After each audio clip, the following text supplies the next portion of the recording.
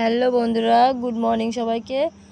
তো আমি গ্যাসে রান্না করছিলাম। দেখো গ্যাসের ওইখানে রান্না করতে করতে আজকে গ্যাস ফুরিয়ে গেছে। তারপরে উনানে নিয়ে আসছি। অনেক কষ্ট করে উনানে রান্না করেছি। আজকে 15-16 দিন আমি উনানে রান্না করি না, তাই উনান ধরাতে খুব কষ্ট হয়ে গেছিলো। তো রান্না বান্না করে খাওয়া দাওয়া করে নিয়েছি। তারপরে অঙ্কুশ জিতুকে নিয়ে এখানে বসে আছে গরমের মধ্যে।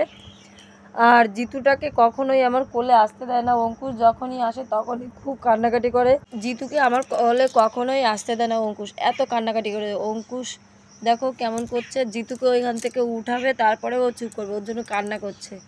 তারপরে ওকে একটু আবার আদর করে আমি কোলে নিচ্ছি, তাও কান্না করছে জিতুর দিকে তাকিয়ে আর বলছে মা মা।